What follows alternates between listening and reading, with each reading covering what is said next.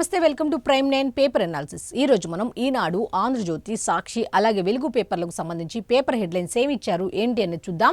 దీనిలో భాగంగా ఫస్ట్ మనం ఈనాడు పేపర్ కనుక చూసుకుంటే ఈనాడు పేపర్కి ఫస్ట్ హెడ్లైన్ వచ్చి అమెరికా ఇజ్రాయిల్ దాడుల్లో ఖమేనీ మృతి అన్నట్టుగా ఒక హెడ్లైన్తో కూడిన వార్త అయితే ఉంది.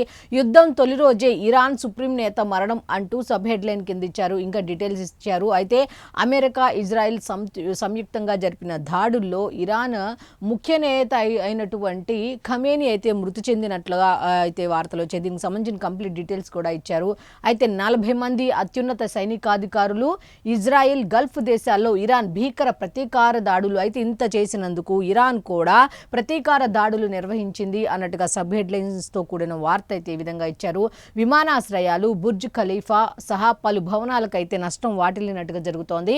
నిలిచిపోయిన విమానాలు, చిక్కుకుపోయిన వేల మంది అన్నట్టుగా ఇరాన్ దాడి చేసిన నౌకలో భారతీయులు కూడా ఉన్నారు అన్నట్టు తెలుస్తోంది.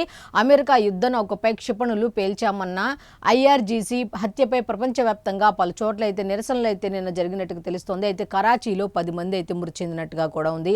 అయితే ఈ యుద్ధానికి సంబంధించి దీనికి సంబంధించిన ఒక డీటెయిల్స్ కనుక లోపల పేజీల్లో ఉన్నాయి. నెక్స్ట్ దీనికి సంబంధించిన డీటెయిల్స్ ఇక్కడ కొన్ని బయట ఉన్నాయి, కూడా మనం చూద్దాం. అమెరికా ఇజ్రాయెల్ అనుకున్నంత పని చేశాయి. ఏమైతే అనుకున్నాయో ఆ అనుకున్నంత పని చేశాయి. రెండు దేశాలు సంయుక్తంగా జరిపిన దాడుల్లో Iran supreme leader Ayatollah Ali Khamenei అయితే మరణించినట్టుగా తెలుస్తోంది. అయితే దీనికి సంబంధించి కనుక యుద్ధం ప్రారంభమైన తొలి రోజే ఇరాన్ రాజధాని టెహరాన్లోనే ఆయన కార్యాలయంపై దాడులు నిర్వహించాడు. దీంతో ఖమేనీతో పాటు 40 మంది అత్యున్నత సైనికాధికారులు కూడా మరణించినట్టుగా తెలుస్తోంది. ఖమేనీ మృతిని ఆదివారం ఉదయం ఇరాన్ ప్రభుత్వ వార్తా సంస్థ ఇర్నా అధికారికంగా అయితే ప్రకటించింది.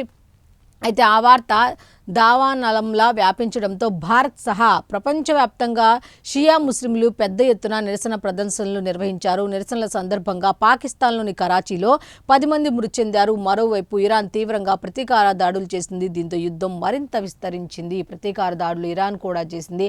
దీంతో ఇంకా దీని ఎఫెక్ట్ అనేది ఇంకా బాగా మరింతగా విస్తరించింది అన్నట్టుగా అయితే ఉంది. అయితే ఇంకా డీటెయిల్స్ కనుక ఒకసారి మనం చూస్తే ఇరాన్ భవితవ్యం ఏంటి, 100 విమానాలు అయితే రద్దు చేశారు అన్నట్టుగా అయితే దీనికి సంబంధించి ఇరాన్కి సంబంధించి నెక్స్ట్ ఏం జరగబోతోంది అనేటట్టుగా కూడా కంప్లీట్ స్టోరీ అయితే ఇచ్చారు. దీనికి సంబంధించి ఏమి ఇచ్చారు ఏంటి అనే డీటెయిల్స్ కనుక చూస్తే పేజ్ నెంబర్ 10లో కంప్లీట్ డీటెయిల్స్ ఉన్నాయి. నెక్స్ట్ చమురు రవాణాకు ఆటంకం కలుగుతోందా అన్నట్టుగా హెడ్లైన్తో కూడిన వార్త అయితే ఉంది. హర్మూజ్ జలసంధి ద్వారా 20% చమురు రవాణా అవుతుంది. ఆ ప్రాంతంలో దాడులు జరుగుతుండటంతో రవాణాకు అంతరాయం కలిగే అవకాశం అయితే ఉన్నట్టుగా తెలుస్తోంది. అయితే హర్మూజ్ జలసంధి ద్వారా 20% చమురు అయితే రవాణా అవుతుందట. దాంట్లో భారతీయులు కూడా ఉన్నట్టుగా తెలుస్తోంది. ఆ ప్రాంతంలో దాడులు జరుగుతుండటంతో రవాణాకు అంతరాయం కలిగే అవకాశం ఉంది అన్నట్టుగా తెలుస్తోంది. నెక్స్ట్ 1-2 రోజుల్లో కొత్త లీడర్ని ప్రకటించే అవకాశం ఉన్నట్టుగా తెలుస్తోంది. కొత్త సుప్రీం లీడర్ను ఎన్నుకునే ప్రక్రియను కౌన్సిల్ ప్రారంభించిందని ఇరాన్ అధ్యక్షులు పెజెష్కియాన్ వెల్లడించారు. 1-2 రోజుల్లో కొత్త సుప్రీం లీడర్ను ఎన్నుకుంటామని విదేశాంగ మంత్రి అబ్బాస్ అరాగ్చి తెలిపారు. అమెరికా ఇజ్రాయెల్ గీత దాటాయని, మూల్యం చెల్లించుకుంటాయని ఇరాన్ పార్లమెంట్ స్పీకర్ మహ్మద్ బాగెర్ ఖలీబా హెచ్చరించారు. అయితే దీనికి మాత్రం తగిన భారీ మూల్యం అయితే చెల్లించుకోక తప్పదు అంటూ ఇరాన్ కూడా హెచ్చరికలు జారీ చేసినట్టుగా తెలుస్తోంది. అయితే దీనికి సంబంధించిన కంప్లీట్ డీటెయిల్స్ అన్ని కూడా లోపల పేజీల్లో ఉన్నాయి. నెక్స్ట్ ఇంకొకటి ఉంది దీనికి సంబంధించి. ఉప్పందించింది అమెరికా, దాడి చేసింది ఇజ్రాయిల్. మొత్తానికైతే ఆ రెండు దేశాలు కూడా ఒకదానికి ఒకటి విరుచుకుపడినట్టుగా తెలుస్తోంది. ఉప్పందించింది అమెరికా, అయితే దాడి చేసింది ఇజ్రాయిల్. నెలలుగా ఖమేనీ కదలికలపై కన్నేసిన అగ్రరాజ్యం. అయితే అతను ఎక్కడికి వెళ్తున్నాడు, ఏం చేస్తున్నాడు అంటూ ఖమేనీ కదలికలపై కన్నేసిన అగ్రరాజ్యం మొత్తానికైతే ఇన్ఫర్మేషన్ అయితే అమెరికా ఇస్తే దాడి చేసింది మాత్రం ఇజ్రాయిల్. మొత్తంగా సంయుక్తంగా అయితే ఇరాన్పై విరుచుకుపడి ముఖ్య నేత ఖమేనీని హతమార్చాయి. వాళ్ళు ఏమనుకున్నారో అవి అనుకున్నట్టుగానే చేశారు అన్నట్టుగా ఉంది. అయితే దీనికి సంబంధించిన కంప్లీట్ డీటెయిల్స్ అన్ని కూడా పేజ్ నెంబర్ 10లో ఉన్నాయి. నెక్స్ట్ ఇంకొక వార్త ఉంది, అది కూడా ఏంటనేది ఒకసారి చూస్తే ఇరాన్ కొత్త నాయకత్వంతో చర్చలకు సిద్ధం అంటూ ట్రంప్ తెలిపినట్టుగా తెలుస్తోంది. అయితే ఇరాన్ కొత్త నాయకత్వం తనతో చర్చలను కోరుకుంటుందని, దానికి తాను సిద్ధంగా ఉన్నానని అమెరికా అధ్యక్షులు డొనాల్డ్ ట్రంప్ తెలిపారు. వారు చర్చలను కోరుకుంటున్నారు, నేను అంగీకరించా, వారితో మాట్లాడతా, ఈ పనిని వారు త్వరగా చేయాలి అని ట్రంప్ పేర్కొన్నారు. ఇవన్నీ దాడులన్నీ ఆపాలి అంటే చర్చలు అయితే తొందరగా వాళ్ళు ప్రారంభించాలి. అప్పుడే ఈ చర్చలు ఇప్పుడు అంటున్నారు, అదేదో గతంలోనే చెప్పుంటే ఇంతవరకు వచ్చేది కాదు కదా అన్నట్టుగా కూడా ఆయన చెప్పిన మాటలు అయితే ఉన్నాయి. ఉన్నాయి. మొత్తానికైతే ఇరాన్ కొత్త నాయకత్వం తనతో చర్చించాలనుకుంటుంది కాబట్టి నేను కూడా మాట్లాడే ప్రయత్నం చేస్తా, కానీ యాజ్ ఎర్లీ యాజ్ పాసిబుల్ ఈ చర్చలు తొందరగా జరగాలి, లేకపోతే ఈ దాడులు ఇంకా మరింత ఉధృతం అయ్యే అవకాశం ఉంది అన్నట్టుగా కూడా ట్రంప్ చెప్పడం జరిగింది. అది దీనికి సంబంధించిన కంప్లీట్ డీటెయిల్స్ అన్నీ కూడా లోపల పేజీలో ఉన్నాయి. నెక్స్ట్ ఇది ఇక్కడ ఇచ్చారు చూడండి. అమెరికా ఇజ్రాయెల్ బాంబుల వర్షం కురిపించడంతో ఇరాన్ రాజధాని టెహ్రాన్లో అలుముకున్న పొగ అన్నట్టుగా. నెక్స్ట్ ఇరాన్ క్షిపణి దాడులతో ఇజ్రాయెల్లోని టెల్ అవీవ్లో ఎగిసిపడుతున్న మంటలు, ఒకదానికి ఒకటి దాడులు జరుగుతున్న విజువల్స్ కూడా ఇచ్చారు. నెక్స్ట్ ఇంకొక వార్త ఉంది, ఆ వార్త కూడా ఏంటి అనేది కనుక ఒకసారి మనం చూస్తే, రాజధానికి న్యాయ సొబగులు అంటూ హెడ్లైన్తో కూడిన వార్త అయితే ఉంది. దీనికి సంబంధించిన డీటెయిల్స్ ఏంటి అనేది కనుక ఒకసారి మనం చూస్తే, అమరావతిలో పలు నిర్మాణాలకు సిజేఐ జస్టిస్ సూర్యకాంత్ అయితే నిన్న శ్రీకారం చుట్టారు అన్నట్టుగా సబ్ హెడ్లైన్తో కూడిన వార్త అయితే ఉంది. అయితే జ్యుడిషియల్ అకాడమీ హైకోర్టు అతిథి గృహానికి ఆయన శంకుస్థాపన చేశారు.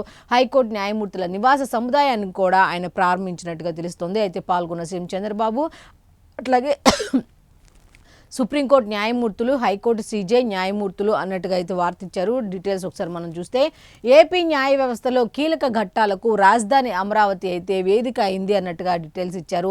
అమరావతికి శోభ తెచ్చేలా పలు నిర్మాణాలకు సుప్రీంకోర్టు ప్రధాన న్యాయమూర్తి సిజే జస్టిస్ సూర్యకాంత్ నిన్న శ్రీకారం చుట్టారు అన్నట్టుగా. అయితే ఆదివారం మధ్యాహ్నం తిరుపతి నుంచి విజయవాడకు చేరుకున్న సిజే గన్నవరం విమానాశ్రయం నుంచి నేరుగా అమరావతికి చేరుకున్నారు. అక్కడి నుంచి పలు కార్యక్రమాల్లో తీరిక లేకుండా గడిపారు అంటూ ఆయన పర్యటన సంబంధించిన కంప్లీట్ డీటెయిల్స్ అన్ని కూడా ఇవ్వడం జరిగింది. ముఖ్య అతిథిగా హాజరై తుళ్లూరు మండలం పిచ్చుకలపాలెంలో ఏర్పాటు కానున్న ఏపీ జ్యుడిషియల్ అకాడమీ నిర్మాణానికి కూడా ఆయన శంకుస్థాపన చేసినట్టు తెలుస్తోంది. ఈ కార్యక్రమంలో సిజేఐ జస్టిస్ సూర్యకాంత్తో పాటు ముఖ్యమంత్రి నారా చంద్రబాబు నాయుడు, అలాగే సుప్రీంకోర్టు న్యాయమూర్తులు justice JK Maheshwari, justice PS Narasimha తదితరులు కూడా దీంట్లో పాల్గొన్నట్టుగా కంప్లీట్ డీటెయిల్స్ అయితే ఇచ్చారు. దీనికి సంబంధించిన కంప్లీట్ డీటెయిల్స్ అన్ని కూడా పేజ్ నెంబర్ 8లో ఉన్నాయి. నెక్స్ట్ కుంభకోణాలకు పెట్టింది పేరు డిఎంకే అంటూ ఒక హెడ్లైన్తో కూడిన వార్త అయితే ఉంది. తమిళనాడులో వచ్చేది ఎన్డీఏ ప్రభుత్వమే అంటూ ప్రధానమంత్రి నరేంద్ర మోదీ గారు నిన్న మదురైలో సభ నిర్వహించారు. దానికి సంబంధించి పాల్గొన్నారు. దానికి సంబంధించి ఈ విధంగా మాట్లాడడం జరిగింది. కుంభకోణాలకు పెట్టింది పేరు డిఎంకే, తమిళనాడులో వచ్చేది మాత్రం ఎన్డీఏ ప్రభుత్వమే అంటూ ఆయన చాలా స్పష్టంగా ఖరాఖండిగా చెప్పినట్టుంది. అయితే ఇంకా ఆ సభలో ఆయన ఏం మాట్లాడారు, మదురై సభలో ఏంటి అనే దాని మీద కంప్లీట్ డీటెయిల్స్ అన్ని కూడా పేజ్ నెంబర్ 14లో ఉన్నాయి. నెక్స్ట్ వేట్లపాలెం ఘటనలో మరో 2 మృతి, మొత్తానికి అయితే 20 నుంచి 22కు మృతుల సంఖ్య చేరినట్టుగా తెలుస్తోంది. 22కు చేరిన మృతుల సంఖ్య, 2 క్షతగాత్రుల పరిస్థితి, ఇంకా 2 పరిస్థితి కూడా విషమంగా ఉన్నట్టు తెలుస్తోంది. అయితే దీనికి సంబంధించిన కంప్లీట్ డీటెయిల్స్ అయితే పేజ్ నెంబర్ 3లో ఉన్నాయి. నెక్స్ట్ నాగ్పూర్ పరిశ్రమలో పేలుడు, 18 మంది మృతి అంటూ నాగ్పూర్లో కూడా ఓ పరిశ్రమలో పేలుడు సంభవించిందంట. అక్కడ కూడా 18 మంది సజీవ దహనం అయినట్టుగా తెలుస్తోంది. అయితే దీనికి సంబంధించిన కంప్లీట్ డీటెయిల్స్ అన్ని కూడా పేజ్ నెంబర్ 10లో ఉన్నాయి. నెక్స్ట్ ఇంకొక వార్త ఉంది, అది కూడా ఏంటి అనేది ఒకసారి మనం చూస్తే, అమ్మ భాష అమృతం, అందులోనే మాధుర్యం, పద్యాలు పాడుతూ తెలుగు ఔన్నత్యాన్ని వివరించిన గవర్నర్ అబ్దుల్ నజీర్ అంటూ తెలుగు భాష యొక్క గొప్పతనం గురించి ఆయన చెప్పడం జరిగింది. దీనికి సంబంధించిన కంప్లీట్ డీటెయిల్స్ కనుక ఒకసారి మనం చూస్తే, తెలుగులో ప్రసంగం ప్రారంభించిన తెలంగాణ రాష్ట్ర గవర్నర్ జిష్ణుదేవ్ వర్మ, తెలుగు పరిరక్షణ ప్రతి తెలుగింటి బాధ్యత మార్గదర్శి ఎండి శైలజా కిరణ్, అమలాపురంలో వైభవంగా ప్రపంచ తెలుగు మహాసభలు అమలాపురంలో ప్రపంచ తెలుగు మహాసభలు నిర్వహించారు. దాంట్లో అయితే గవర్నర్లు, ఉభయ తెలుగు రాష్ట్రాల గవర్నర్లు ఇద్దరు కూడా పాల్గొన్నట్టుగా తెలుస్తుంది. దీనికి సంబంధించిన కంప్లీట్ డీటెయిల్స్ అన్ని కూడా ఒకసారి చూస్తే, తెలుగు మహాసభల్లో రాష్ట్ర గవర్నర్ అబ్దుల్ నజీర్ను సత్కరిస్తున్న క్రిమ్స్ చైర్మన్ చైతన్యరాజు, చిత్రంలో ఎమ్మెల్యే ఆనందరావు, మార్గదర్శి ఎండి శైలజా కిరణ్, డిఆర్డీఓ మాజీ చైర్మన్ సతీష్ రెడ్డి, ఎమ్మెల్యేలు బుద్ధప్రసాద్, సత్యానందరావు తదితరులు అన్నట్టుగా ఒక వార్త అయితే ఇచ్చారు. మొత్తానికి అయితే దీనికి సంబంధించిన కంప్లీట్ డీటెయిల్స్ అన్ని కూడా పేజ్ నెంబర్ 11లో ఉన్నాయి. ఇక ఈనాడు పేపర్కి సంబంధించి లాస్ట్ వార్త ఏంటి కనుక ఒకసారి మనం చూస్తే, సంజు తడాఖా అన్నట్టుగా విండీస్పై నెగ్గి సెమీస్లో భారత్ డూ ఆర్ డై అన్నట్టుగానే ఏ విధంగా అందరూ అయితే భావించారో లాస్ట్ వరకు కూడా అంతే ఉత్కంఠగా నిన్న మ్యాచ్ జరిగిందని చెప్పవచ్చు. అయితే దీంట్లో మాత్రం సంజు శాంసన్ అయితే తన సత్తా ఏంటి అనేది నిజంగా ఎన్నో విమర్శలు, అసలు ఈ T20 ప్రారంభమైన దగ్గర నుంచి ఎన్నో రకాల విమర్శలు ఎదుర్కొని నిన్న అయితే జట్టుకు ఎంత అండగా నిలిచాడు అనేది మాత్రం నిన్న మ్యాచ్ చూసిన వాళ్ళందరూ అంటున్నారు. కాబట్టి ఏ ప్లేయర్ని కూడా అప్పుడు రాణించలేదు, ఇప్పుడు రాణించలేదు, ఎందుకు అవకాశం ఇచ్చారు సెలెక్టర్స్, ఇవన్నీ చూసుకుంటూ వెళ్లకుండా వాళ్ళకంటూ ఒక టైం వస్తుంది, ఆ టైం వచ్చే వరకు వెయిట్ చేయాలి, వాళ్ళకి ఒక అవకాశం వస్తుంది అన్నట్టుగా నిన్నైతే మ్యాచ్ చూసిన ప్రతి ఒక్కరు సీనియర్స్ కానీ విశ్లేషకులు కానీ చెప్తున్న మాట ఏంటంటే ఎవరిని పడితే వాళ్ళని అట్లా అంత తక్కువ అంచనా అయితే వేయకూడదు. వాళ్ళకి ఒక టైం వస్తుంది, ఆ టైంలో ఖచ్చితంగా వాళ్ళ తడాకా ఏంటి చూపిస్తారు అని చెప్పడానికి నిదర్శనమే ఈ సంజు శాంసన్ నిన్న చూపించిన ఆట తీరు అని చెప్పవచ్చు. అసలు సంజు శాంసన్ వికెట్ కనుక పడుంటే నిజంగా ఇప్పుడు భారత్ నిజంగా అయితే వెనుదిరిగి ఇంటికి వచ్చేదేమో అని చెప్పొచ్చు అనమాట. అయితే దీనికి సంబంధించి మొత్తానికి అయితే సంజు శాంసన్ తన సత్తా చాటి విండీస్పై నెగ్గి సెమీస్లో అయితే భారత్ చేరేలా అడుగు పెట్టేలా చేశాడని చెప్పొచ్చు.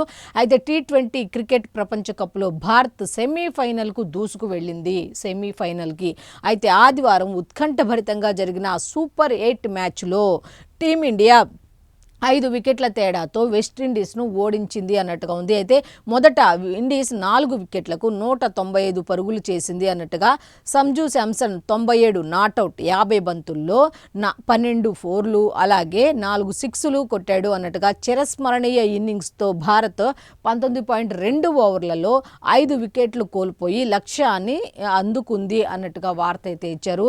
మొత్తానికి భారత్ అయితే సెమీఫైనల్స్కి చేరింది. అదంతా కూడా సంజు శాంసన్ ఆట తీరు వల్లే అని మాత్రం ఖచ్చితంగా ప్రతి ఒక్కరు చెప్తున్నారు. నిజంగా ఇతను లేకపోతే సెమీస్కి వెళ్ళేది కాదు అని విశ్లేషకుల దగ్గర నుంచి జనరల్గా మాట్లాడుకొని జనరల్గా చూసే క్రికెట్ అభిమానులు కూడా అదే అనుకుంటున్నారనమాట.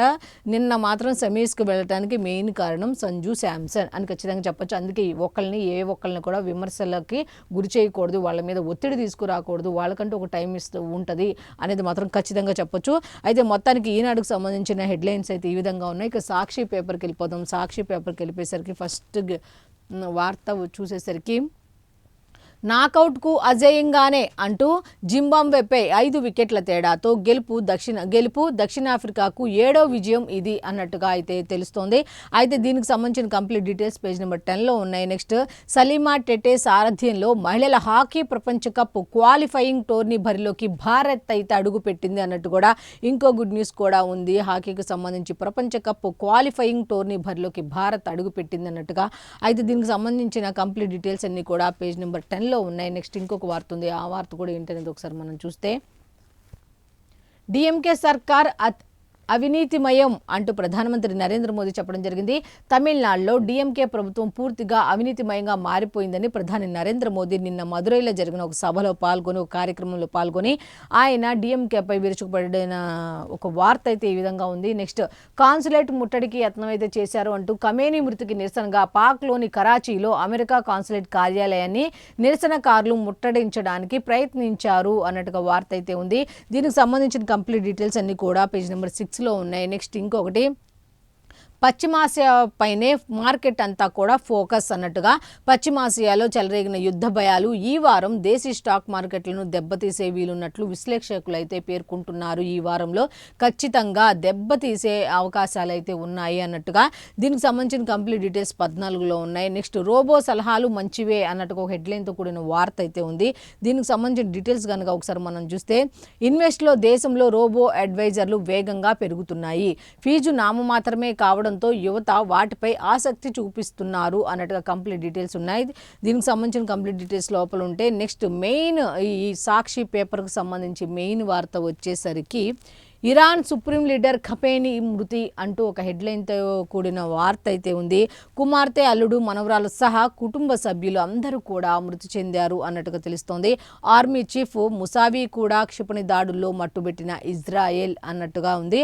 అయితే అమెరికా, ఇజ్రాయిల్ ఇరాన్పై దాడులు ఏకకాలంలో నిర్వహించడం వల్ల వాళ్ళకి ఇరాన్కి అయితే కోలుకోలేని దెబ్బలా చెప్పొచ్చు. ఇరాన్ సుప్రీం లీడర్ ఖమేనీని కూడా మృతి చెందారు, కుటుంబ సభ్యులందరూ కూడా మృతి చెందారు. అయితే ఆర్మీ చీఫ్ ముసావీ కూడా క్షిపణి దాడుల్లో మట్టుబెట్టిన ఇజ్రాయెల్ అంటూ దాదాపు 40 మంది మృతి చెందారు ఈ క్షిపణి దాడులకు సంబంధించి అన్నట్టుగా డీటెయిల్స్ అయితే ఇచ్చారు.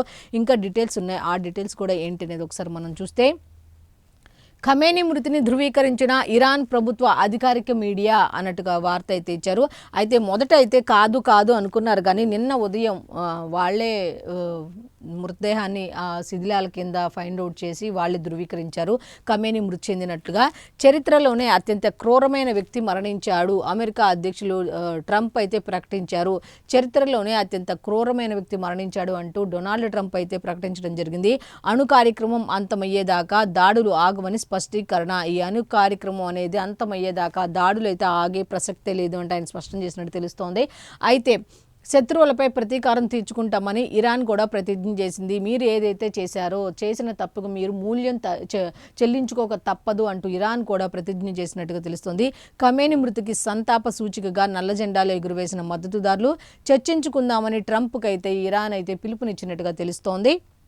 అయితే దీనికి సంబంధించిన ఇంకా డీటెయిల్స్ ఉన్నాయి. ఆ డీటెయిల్స్ కూడా ఏంటి అనేది ఒక్కసారి కనుక మనం చూస్తే, ఇరాన్ తాత్కాలిక సుప్రీం లీడర్గా అరాఫీ అన్నట్టుగా వార్త అయితే ఉంది. త్వరలో శాశ్వత సుప్రీం లీడర్ ఎంపిక అయితే జరుగుతుంది. ప్రస్తుతానికైతే తాత్కాలిక సుప్రీం లీడర్గా అరాఫీని అయితే ఎన్నుకున్నట్టుగా తెలుస్తోంది.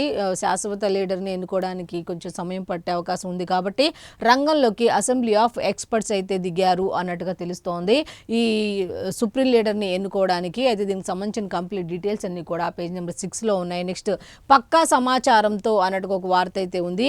టెహ్రాన్లో సీనియర్ నేతలు అధికారులతో ఖమేనీ భేటీ అవుతున్నట్లుగా గుర్తింపు. అయితే 30 క్షిపణులు ప్రయోగించిన ఇజ్రాయెల్ ఫైటర్ జెట్లు అన్నట్టుగా పక్కా సమాచారం. ఇదంతా కూడా అమెరికా అయితే ఖమేనీ భేటీ అవుతున్నట్లు గుర్తింపు. అంటే ఖమేనీ ఎక్కడికి వెళ్తున్నాడు ఏంటి అనే దాని మీద అమెరికా అయితే ఒక డేగ కన్ను వేసి జస్ట్ ఇజ్రాయెల్కి అయితే ఆ విషయాన్ని చెప్పి ఇజ్రాయెల్ ఏమో దాడి చేసింది అన్నట్టుగా వార్తలు అయితే వస్తుంది.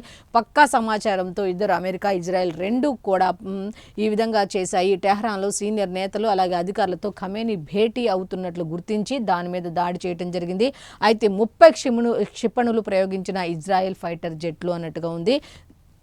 అయితే దాదాపు 40 మంది అయితే మరణించినట్టుగా తెలుస్తోంది. అక్కడికక్కడ 40 మంది. నిప్పుల వర్షం పశ్చిమాసియాలో పూర్తిస్థాయి యుద్ధ పరిస్థితులు. నిప్పుల వర్షం కురిసింది. పశ్చిమాసియాలో పూర్తిస్థాయి యుద్ధ పరిస్థితులు అయితే నెలకొన్నాయి అన్నట్టుగా తెలుస్తుంది.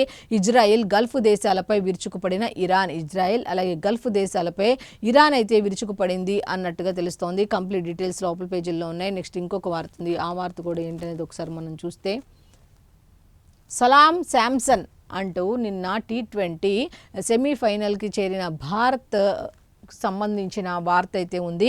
50 బంతుల్లో 12 4లు 4 6లతో 97 నాట్అవుట్ అన్నట్టుగా సలాం శాంసన్ అంటూ ఒక హెడ్లైన్తో కూడిన వార్త అయితే క్రికెట్కి సంబంధించింది ఇచ్చారు. T20 ప్రపంచ కప్ సెమీస్లో భారత్ను అయితే చేర్చింది ఎవరు అంటే సంజయ్ శాంసన్ అని ఖచ్చితంగా చెప్పొచ్చు. అయితే సూపర్ 8 మ్యాచ్లో 5 వికెట్లతో వెస్టిండీస్పై గెలుపు. వెస్టిండీస్ 20 ఓవర్లలో 195 4 వికెట్లు నష్టానికి. టీమిండియా 19.4 ఓవర్లలో 199 చేసింది, 5 వికెట్ల నష్టం అన్నట్టుగా. గురువారం ముంబైలో ఇంగ్లాండ్తో సెమీస్ మ్యాచ్, బుధవారం న్యూజిలాండ్తో దక్షిణాఫ్రికా డి అన్నట్టుగా ఉంది. అయితే గురువారం అయితే ముంబైలో ఇంగ్లాండ్తో సెమీస్ ఆడతారు. నెక్స్ట్ బుధవారం అయితే న్యూజిలాండ్తో దక్షిణాఫ్రికా ఢీ అన్నట్టుగా తెలుస్తుంది. అయితే న్యూజిలాండ్తో దక్షిణాఫ్రికా 2 అయితే బుధవారం జరుగుతుంది. నెక్స్ట్ గురువారం అయితే ముంబైలో ఇంగ్లాండ్తో సెమీస్ మ్యాచ్ ఆడే ఇది ఉంది కాబట్టి దీనికి సంబంధించిన డీటెయిల్స్ అయితే ఇచ్చారు. అయితే దీనికి సంబంధించిన కంప్లీట్ డీటెయిల్స్ అన్నీ కూడా పేజ్ నెంబర్ 10లో ఉన్నాయి. నెక్స్ట్ ఇంకా వార్తలు ఉన్నాయి. అవి కూడా ఏంటి అనేది ఒకసారి చూసే ప్రయత్నం చేద్దాం. సాక్షికి సంబంధించి అన్యాయాన్ని ప్రతిఘటించలేని ప్రభుత్వం ఎందుకు, అన్యాయం జరుగుతుంటే ప్రతిఘటించలేని ప్రభుత్వం ఎందుకు అంటూ క్వశ్చన్ చేసినట్టుగా ఒక హెడ్లైన్తో కూడిన వార్త అయితే ఉంది. రాయలసీమ ఎత్తిపోతల ఇన్సూరెన్స్ లాంటి ప్రాజెక్టు మన వేలితో మనకంటినే పొడుస్తున్నారు, ఇది చంద్రబాబు తెలిసి చేస్తున్న అన్యాయం అన్నట్టుగా ప్రజల్లో ధర్మాగ్రహం రావాలి. గ్రేటర్ రాయలసీమ రౌండ్ టేబుల్ సమావేశంలో వైఎస్ఆర్సీపీ నేతలు అయితే నిన్న రాయలసీమలో రౌండ్ టేబుల్ సమావేశం నిర్వహించారు వైఎస్ఆర్సీపీ నేతలు. దీనికి సంబంధించి వాళ్ళు అక్కడ డిస్కస్ చేసిన పాయింట్స్ ఏంటంటే, రాయలసీమ ఎత్తిపోతల ఇన్సూరెన్స్ లాంటి ప్రాజెక్టు అలాంటిది మనవేలితో మనకంటినే పొడుస్తున్నారు, ఇది చంద్రబాబు తెలిసి చేస్తున్న అపచారం కాదు, కావాలని తెలిసి చేస్తున్నారు అన్నట్టుగా అయితే దాంట్లో పాల్గొన్న వైఎస్ఆర్సీపీ నేతలు మాట్లాడడం జరిగింది. ప్రజల్లో ధర్మాగ్రహం రావాలి అంటూ కూడా వాళ్ళు పిలుపునివ్వడం జరిగింది. అయితే దీనికి సంబంధించిన కంప్లీట్ డీటెయిల్స్ అన్ని కూడా పేజ్ నెంబర్ 3లో ఉన్నాయి. నెక్స్ట్ ఇంకొక వార్త ఉంది. ఆ వార్త కూడా ఏంటని చూస్తే, అత్యంత విషమంగా క్షతగాత్రుల ఆరోగ్యం అయితే ఉన్నట్టుగా తెలుస్తుంది. కాకినాడకు సంబంధించి బాణాసంచా విస్ఫోటనం ఘటనలో దయనీయ పరిస్థితి నెలకొంది. అయితే చికిత్స పొందుతూ 2 మృతి, 22కు చేరిన మృతుల సంఖ్య. ఇంకొక 2 పరిస్థితి విషయం. అలాగే నిబంధనలు అతిక్రమించడం వల్లే ప్రమాదం జరిగినట్టుగా అయితే ప్రాథమికంగా నిర్ధారించడం జరిగింది. అయితే పోలీసుల అదుపులో నిర్వాహకుడు మృతదేహాలకు పోస్ట్ మార్టం పూర్తి అన్నట్టుగా ఒక 6 మృతదేహాలని గుర్తించలేక ఒక దగ్గరే ఖననం చేసిన పరిస్థితి అయితే నెలకొంది. నిజంగా కుటుంబ సభ్యుల వేదన మనం చెప్పలేని వేదన.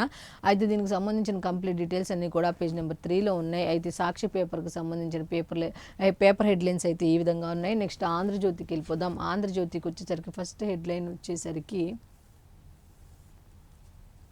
భారత డిఎన్ఏలోనే మధ్యవర్తిత్వం ఉంది అంటూ నాడు భారతంలో శ్రీకృష్ణుడు మధ్యవర్తిగా వ్యవహరించాడు అన్నట్టుగా జస్టిస్ సూర్యకాంత్ నిన్న ఆంధ్రప్రదేశ్లో అమరావతికి సంబంధించిన అమరావతిలో నిర్వహించిన ప్రజల కోర్టు అందుబాటులో ఉండాలి అంటూ ఆయన అమరావతిలో పలు అభివృద్ధి కార్యక్రమాలకు సంబంధించి శంకుస్థాపనలు ప్రారంభోత్సవాలు చేశారు. అటువంటి కార్యక్రమంలో ఆయన పాల్గొన్నారు సూర్యకాంత్ గారు. సో దీనికి సంబంధించి వీళ్ళు హెడ్లైన్ ఏమి ఇచ్చారు ఏంటి అనే డీటెయిల్స్ ఒకసారి చూస్తే, ఇది ప్రపంచవ్యాప్తంగా ఆమోదించిన ప్రక్రియ, మధ్యవర్తిత్వానికి అమరావతి భూ సమీకరణ పెద్ద ఉదాహరణ కావాలి అన్నట్టుగా. అయితే భూ సమీకరణ న్యాయ వ్యవస్థ కూడా దానిని ప్రోత్సహించాల్సిన అవసరం ఉంది ఈ మధ్యవర్తిత్వాన్ని అన్నట్టుగా. అయితే మలేషియాలో బాగా వినియోగిస్తున్నారు. ప్రతి సమస్యకి కోర్టుకు వెళ్ళడం పరిష్కారం కాదు. విజయవాడలో మీడియేషన్ సదస్సులో సిజేఐ, రాజధానిలో జస్టిస్ సిటీలో judicial academy, legal service authority, mediation centre, international varsity వీటికి భూములు ఇవ్వడానికి సిద్ధం అంటూ కూడా ముఖ్యమంత్రి చంద్రబాబు నాయుడు గారు కూడా చెప్పడం జరిగింది. అయితే దీనికి సంబంధించిన ఇంకా డీటెయిల్స్ ఉన్నాయి. ఆ డీటెయిల్స్ కూడా ఏంటి అనేది ఒకసారి మనం చూస్తే, న్యాయం త్వరగా అందాలి అంటే మధ్యవర్తిత్వం అనేది చాలా ఇంపార్టెంట్ అన్నట్టుగా జస్టిస్ సూర్యకాంత్ చెప్పడం జరిగింది.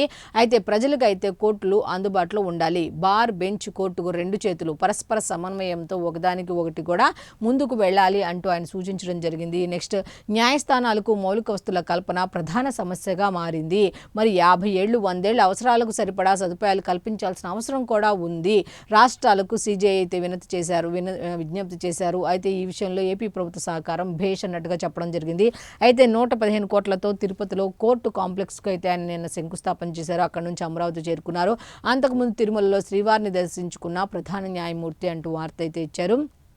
అయితే అమరావతిలో బిజీగా ఆయన సిజేఐ పర్యటన అయితే కొనసాగింది అన్నట్టుగా కూడా వారుతుంది. దానికి సంబంధించిన డీటెయిల్స్ కనుక ఒకసారి మనం చూస్తే, జ్యుడిషియల్ అకాడమీకి శంకుస్థాపన చేసిన జస్టిస్ సూర్యకాంత్ హైకోర్టు అతిథి గృహ నిర్మాణానికి కూడా భూమి పూజ చేశారు. అయితే న్యాయమూర్తుల నివాస గృహాల సముదాయాన్ని అయితే ప్రారంభించారు. పాల్గొన్న సీఎం చంద్రబాబు, సుప్రీంకోర్టు జడ్జిలు, హైకోర్టు సిజేఐ అన్నట్టుగా వార్త అయితే ఇచ్చారు. కంప్లీట్ డీటెయిల్స్ అన్ని కూడా లోపల పేజీలో ఉన్నాయి. నెక్స్ట్ ఇంకొక మెయిన్ వార్త ఉంది. అది కూడా ఏంటి అంటే, ఇరాన్ మధ్యంతర సుప్రీం లీడర్గా అయతుల్లా అలీరేజా అరాఫీని అయితే ప్రస్తుత సుప్రీంగా అయితే ఎన్నుకోవడం జరిగింది. అయితే దీనికి సంబంధించి 3 సభ్యుల గార్డియన్ కౌన్సిల్లో అరాఫీకి చోటు, 3 సభ్యుల్లో అరాఫీకి అయితే చోటు దక్కింది అన్నట్టు వార్త అయితే ఇచ్చారు. అయితే సుప్రీం లీడర్ను ఎన్నుకునే అసెంబ్లీ ఆఫ్ ఎక్స్పర్ట్స్ సభ్యుడు కూడా ఉన్నాడు అన్నట్టుగా తెలుస్తోంది. అయితే ఇరాన్లో అధికార మార్పిడి బాధ్యతలు తీసుకుంటున్నా అంటూ రెజా పహ్లవి అయితే ఆయన చెప్పారు. అధికార మార్పిడికి సంబంధించి బాధ్యతలు తీసుకుంటున్నట్టుగా రెజా పహ్లవి అయితే ఆయన చెప్పడం జరిగింది. అది దీనికి సంబంధించి కంప్లీట్ డీటెయిల్స్ లోపల ఉన్నాయి. నెక్స్ట్, క్షిపణి దాడిలో ఖమేని మృతి, ఇరాన్ కకావికలం అన్నట్టుగా ఉంది. అమెరికా, ఇజ్రాయిల్ చేసిన దాడిలో ఇరాన్ అయితే కకావికలం అయిపోయింది అన్నట్టుగా వార్త అయితే ఉంది. అయితే రక్షణ, ఐఆర్జీసీ, ఎయిర్ ఫోర్స్, ఇంటెలిజెన్స్ కార్యాలయాలు అయితే ధ్వంసం అయ్యాయి అన్నట్టుగా వార్త అయితే ఉంది. అయితే బిక్కుబిక్కుమంటున్న తెలుగువారు, అక్కడ చిక్కుకుపోయారు కొంతమంది తెలుగువారు, వాళ్ళు బిక్కుబిక్కుమంటున్నారు అంటూ కూడా వార్త అయితే ఉంది. అయితే ఒకసారి కనుక మనం చూస్తే, కువైట్, ఖతార్లో నెల్లూరు వాసుల ఆందోళన. నెల్లూరు వాసులు అయితే కువైట్, ఖతార్లో ఉన్నారట. వాళ్ళైతే ఆందోళన వ్యక్తం చేస్తున్నట్టుగా ఉంది. అయితే దుబాయ్లో అనంత వాసులు, అట్లాగే వచ్చే దారి లేక విమానాశ్రయంలోనే పరిస్థితి ఏపీ ప్రభుత్వం అండగా ఉంటామంటూ కొండపల్లి శ్రీనివాస్ కూడా చెప్పడం జరిగింది. అయితే పరిస్థితి భయానకంగా ఉంది అంటూ పివి సింధు అక్కడ ఒక టోర్నమెంట్కి వెళ్తూ అక్కడ మధ్యలో ఆగిందంటే అక్కడ దాడులు విమానాశ్రయంలో ఆపివేయటం వల్ల అటు వెళ్ళలేని పరిస్థితిలో ఆమె అక్కడ చిక్కుపోయినట్టుగా తెలుస్తోంది. అయితే అక్కడ పరిస్థితి భయానకంగా ఉంది అంటూ ఆమె ఆందోళన కూడా వ్యక్తం చేస్తూ ఒక వీడియో కూడా విడుదల చేశారు. అయితే భగ్గుమన్న పాక్ అయితే కరాచీలో అమెరికా కాన్సులేట్పై రాళ్ల దాడి, కాల్పుల్లో 10 మంది అయితే మృతి చెందినట్టుగా తెలుస్తోంది. అయితే జమ్మూ కాశ్మీర్లో కూడా నిరసన కొనసాగింది. ఖమేనీ హత్యను ఖండిస్తూ రోడ్డెక్కిన ఆందోళనకారులు అమెరికా, ఇజ్రాయెల్కు వ్యతిరేకంగా నినాదాలు చేశారంటూ కశ్మీర్లో అలాగే పాకిస్తాన్లో కూడా ఇట్లా జరిగినాయి అన్నట్టుగా సంఘటనలు అనే దాని మీద అయితే వార్తలు అయితే ఇచ్చారు. అయితే దీనికి సంబంధించి ఇంకా కంప్లీట్ డీటెయిల్స్ అన్నీ కూడా పేజ్ నెంబర్ 12, 13, 14లో ఉన్నాయి. నెక్స్ట్ 9 ఇరాన్ యుద్ధ నౌకలు నేవీ హెడ్ క్వార్టర్పై దాడి, టెహ్రాన్ సహా ఇరాన్ నగరాలపై ఇజ్రాయెల్ అయితే బాంబులు అన్నట్టుగా రక్షణ మంత్రి రెవల్యూషనరీ గార్డ్స్ చీఫ్ అయితే మృతి చెందారు అన్నట్టుగా ఇచ్చారు. అయితే వందల సంఖ్యలో సైనికులు, భద్రతా సిబ్బంది కూడా మరణించినట్టుగా తెలుస్తుంది. పాఠశాలపై క్షిపణి దాడిలో 165కు చేరిన మృతుల సంఖ్య. ఇజ్రాయెల్, గల్ఫ్ దేశాల్లోని 27 అమెరికా స్థావరాలపై క్షిపణులు, డ్రోన్లతో విరుచుకుపడిన ఇరాన్ కూడా గట్టి ప్రతిజ్ఞ చేసింది, మీరు చేసిన దానికి మూల్యం చెల్లించుకోక తప్పదు అన్నట్టుగా. అయితే ఇజ్రాయెల్లో 9 మంది, గల్ఫ్ దేశాల 6 మృతి, 3 అమెరికా సైనికులు, 5 విషమం. టెహ్రాన్ ఇతర నగరాల్లో ఖమేనీకి వేలాది మంది అయితే నివాళులు అర్పించారు అన్నట్టుగా తెలుస్తోంది. 40 రోజులు సంతాప దినాలుగా ప్రకటించిందట ఇరాన్. అయితే ఇంకా వేలాది లక్ష్యాలపై దాడులు చేస్తామంటూ నెతన్యాహు కూడా ప్రకటించడం జరిగింది. హోర్ముజ్ జలసంధిలో 3 చమురు నౌకలపై క్షిపణుల దాడులు అయితే నిర్వహించాయి. ఆ నౌకలో ఒక నౌకలు అయితే ఆ నౌకలకు సంబంధించి 15 మంది భారతీయులు ఉన్నట్టుగా తెలుస్తుంది. అయితే వాళ్ళు క్షేమంగానే ఉన్నట్టుగా తెలుస్తుంది. అయితే కంప్లీట్ డీటెయిల్స్ లోపల పేజీలో ఉన్నాయి. నెక్స్ట్ ఆపితే సరే లేకుంటే వినాశనమే అంటూ ట్రంప్ కూడా చెప్పడం జరిగింది. ఒక్క దెబ్బతో 48 మంది ఇరాన్ నేతలను చంపేశాం అంటూ ఆయన చెప్పడం జరిగింది. ఇరాన్ కొత్త నాయకత్వం చర్చలు జరుపుదామంది, సో నేను కూడా దానికి అంగీకరించా. ఈ పని ముందే జరగాల్సింది. పశ్చిమాసియాలో శాంతి నెలకొనేదాకా దాడులు అయితే నిర్వహిస్తామన్నట్టు ట్రంప్ చెప్పడం జరిగింది. అయితే దీనికి సంబంధించి కంప్లీట్ డీటెయిల్స్ లోపల ఉన్నాయి. నెక్స్ట్ ఖమేనీ ప్రభావంతో విప్లవ బాట అన్నట్టుగా ఇరాన్ సుప్రీం లీడర్గా ఎదిగిన ఖమేనీ దశాబ్దాల తరబడి దేశాన్ని పాలించిన నేత, ప్రజా ఉద్యమాలపై ఉక్కుపాదం అన్నట్టుగా హెడ్లైన్ అయితే ఇచ్చారు. అరబ్ దేశాలు అయితే అతలాకుతలమయ్యాయి. ఇరాన్ క్షిపణి దాడులతో ప్రజల్లో తీవ్ర ఆందోళన అయితే నెలకొంది అన్నట్టుగా. అమెరికా దాడులను సమర్థించిన ఆస్ట్రేలియా, కెనడా ఖండించిన రష్యా, చైనా అన్నట్టుగా వార్త అయితే ఉంది.